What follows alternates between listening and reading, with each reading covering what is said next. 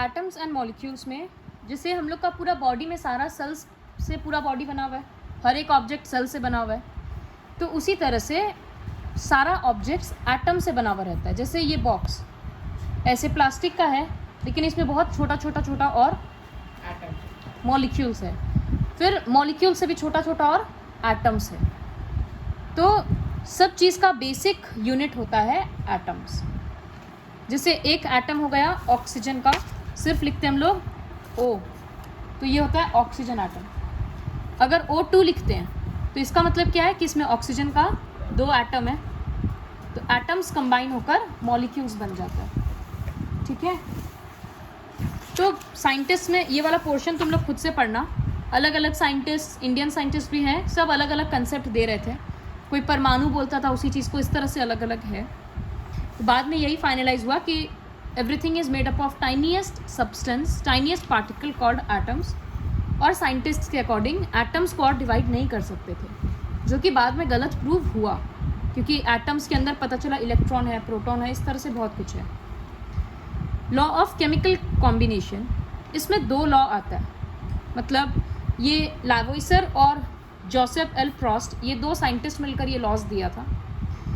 तो पहला लॉ है law of conservation of mass. Suppose हम एक केमिकल रिएक्शन लिख रहे हैं, बहुत बेसिक इक्वेशन है, NaOH प्लस HCl, ये मिलकर बना रहा है NaCl प्लस H2O। ये एक बेसिक इक्वेशन है। सपोज ये 10 ग्राम है और ये भी 10 ग्राम है, तो टोटल रिएक्टेंट साइड में कितना हुआ? 20 ग्राम्स। तो according to law of conservation of mass, अगर यहाँ पर 20 ग्राम का सामान हम ऐड कर रहे हैं तो बदले में हमको 20 ग्राम्स ही मिलेगा। यही होता है लॉ ऑफ कंजर्वेशन ऑफ मास। बोलो नीला। इसमें एनर्जी भी तो रिलीज हो सकता है। वो दूसरा कंसेप्ट है, बता रहे उसके बारे में। अगर हम लॉ ऑफ कंजर्वेशन ऑफ मास एक लॉ है, इसका मतलब जितना रिएक्टेंट्स का वेट होता है, मास होता है, उतना ही प्रोडक्ट साइड में आएगा। सपोज रिएक्टेंट्स में 10-10 करके हम 20 ग्राम सामान लिए हैं, तो जो reaction law of conservation of मास मतलब जितना वेट रिएक्टेंट्स के साइड में होता है, उतना ही वेट प्रोडक्ट के साइड में भी आएगा। 10-10 ग्राम करके हम 2 सामान यहाँ 20 ग्राम का ले लिए, तो प्रोडक्ट में भी टोटल 20 ग्राम्स आएगा। रूल है, जिस तरह से एक रूल है energy can neither be created nor be destroyed, वो सिर्फ एक फॉर्म से दूसरे में कन्वर्ट किया जा सकता है। उसी तरह से ये एक बेसिक रूल है, इसमें क्यों नहीं पूछ सकते हैं। तो ये लॉ ऑफ कंजर्वेशन ऑफ मास है। एनर्जी वाला कंसेप्ट वीडियो के बाद। एक दूसरा कंसेप्ट है इसका लॉ ऑफ कांस्टेंट प्रोपोर्शंस। इसका मतलब क्या है? सपोज वाटर का फॉर्मूला क्या होता है? H2O।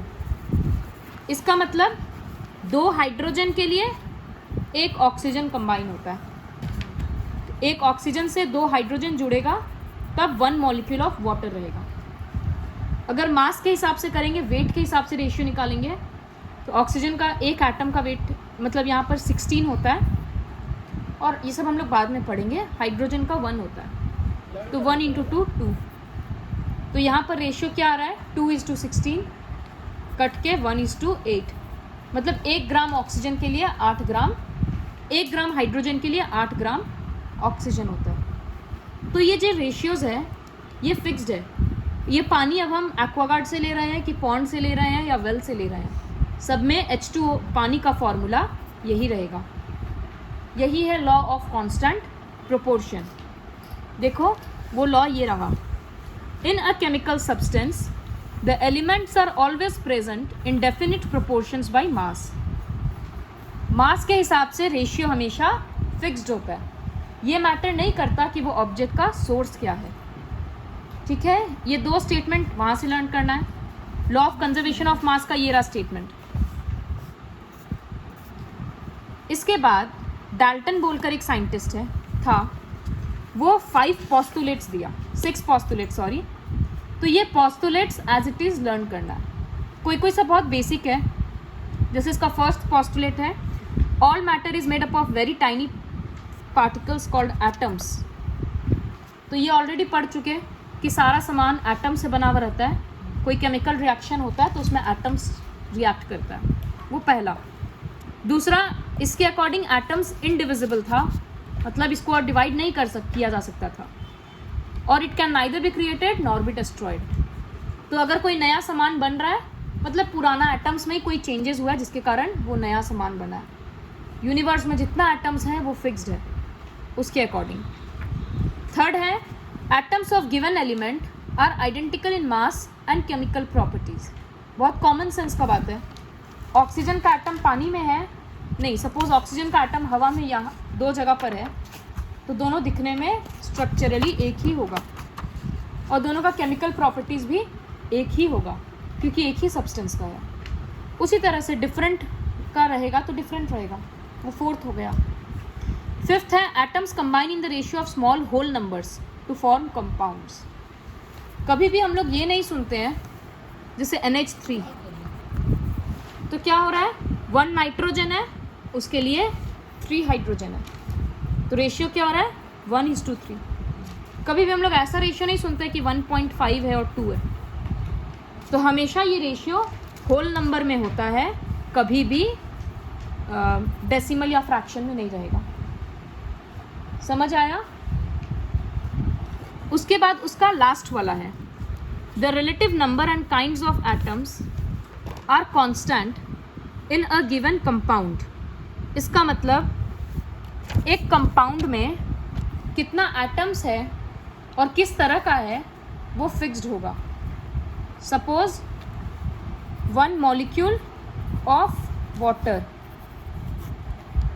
इसमें ये कंपाउंड है वाटर क्योंकि वो 2 सब्सटेंस से 2 एटम से मिलकर बना है, तो ये कंपाउंड है। इसका 1 मॉलिक्यूल में कितना सारा एटम्स है वो हमेशा फिक्स रहेगा। 1 molecule of ammonia, 2 molecules of ammonia, अलग अलग सोर्स से लेंगे तो भी नंबर ऑफ एटम्स फिक्स्ड रहेगा। जैसे 1 डजन, हमेशा ही 12 होता है ना, 1 डजन एप्पल है या 1 डजन बनाना है, तो वही बात इसके लिए भी है कि एक मॉलिक्यूल में या एक गिवन क्वांटिटी में कितना एटम्स होता है और किस तरह का होता है वो फिक्स्ड रहेगा। तो ये पूरा 6 postulates as it is learn करना रहेगा। Now what is an atom? Atom is the basic building block of all matter.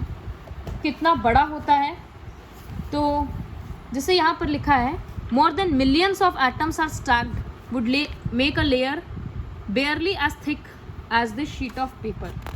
मतलब इतना पतला, ये बस जो शीट ऑफ पेपर का थिकनेस है, इतना पतला सा लेयर बनाने के लिए भी मिलियंस ऑफ एटम्स को एक दूसरे के ऊपर रखना होगा। समझ में आया? तो इमेजिन कर सकते हैं कि एटम कितना छोटा होता है। इसके बाद है कि एटम्स को किससे दिखाएंगे, किससे डिनोट करेंगे। तो डाल्टन ये वाला सिंबल्स यूज़ करता था। देखो यहाँ पर लिखा हुआ है, symbols for some elements as proposed by Dalton. Hydrogen के लिए सर्कल, फिर बीच में सॉलिड डॉट। फॉस्फोरस के लिए इस तरह से, कार्बन के लिए शेड किया हुआ है। पहले ऐसे यूज़ किया जाता था। फिर कोई साइंटिस्ट बोला कि जिस जगह में जो एटम मिल रहा है, जो एलिमेंट मिल रहा है, उसके बेसिस पे उसका नाम होना चाहिए। जैसे पीछे में देखो एग्जाम्पल दिया हुआ है, in the beginning the names of elements were derived from the name of the place where they were found. जैसे copper was taken from Cyprus. कभी कभी कलर के बेसिस पे रखा जाता था। गोल्ड का मीनिंग इंग्लिश में येलो होता था, तो उसको जो एलिमेंट निकला येलो कलर का था तो गोल्ड नाम रख दिया गया। लेकिन बाद में एक स्टैंडर्ड मेथड यूज़ किया गया, और जो ऑर्गेनाइजेशन है जो ये डिसाइड करेगा क्या नाम है क्या नहीं, उस ऑर्गेनाइजेशन का नाम है IUPAC, international union of pure and applied chemistry. वो नाम याद करना है सबका। देखो लैटिन नेम के बेसिस पे नाम दिया जाने लगा। तो ये जो सिंबल है, सारा पूरा टेबल ये लर्न करना रहेगा,